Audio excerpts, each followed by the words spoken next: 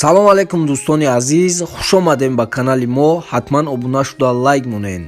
Мо видеоро сар мекунем. Корзанӣ дар рӯзи равшан. Хуҷанд ҷанҷол бо корзанӣ анҷом ёфт. Вазорати умури дохилаи Тоҷикистон хабар додааст ки дар натиҷаи як муноқиша дар варзишгоҳи боғи фароғатии Ғалаба ду ҷавони 24-сола захмӣ бардошта дар бемористони шаҳри Хуҷанд бистарӣ гардидаанд. Манбаъ таъкид доштааст ки кормандони милитсия муайян карданд ки ҷавони 21 ва ноболиғи 15-солаи сокини шаҳри Хуҷанд дар варзишгоҳи боғи фароғатии Ғалаба воқеъ дар маҳаллаи 18-уми шаҳри мазкур аз сабаби муноқишаи ба миён омада бо ду ҷавони 24-солаи сокини ҳамин шаҳр ҷангу ҷанҷол намуда якдигарро лату кӯб намуданд.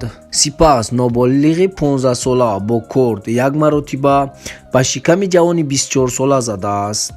баъдан шахси ба тафтишот номаълум ба ҷанҷоли онҳо ҳамроҳ шуда бо корд ба бадани ҷавони дигари 24-сола зада аз ҷои ҳодиса ғайб задааст.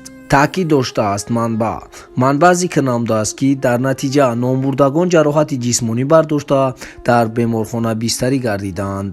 дар ҳоли ҳозир кормандони милитсия оид ба ин ҳодиса парвандаи ҷиноятӣ бо моддаи 237 қисми 3 ва қисми 2 кодекси ҷинояти ҷумҳурии Тоҷикистон оғоз кардааст. ВУД Тоҷикистон қайд кардааст ки ҳоло тафтишот нисбати ин ҳодиса идома дорад. Ин буд хабари имрӯза. ҳатман обуна шуда дар видео лайк монед ва фикрҳои худро дар комментария нависед. бародаро, ҳатман видеоро поделитсия кунед. То видеоҳои оянда дар паноҳи худо бошед.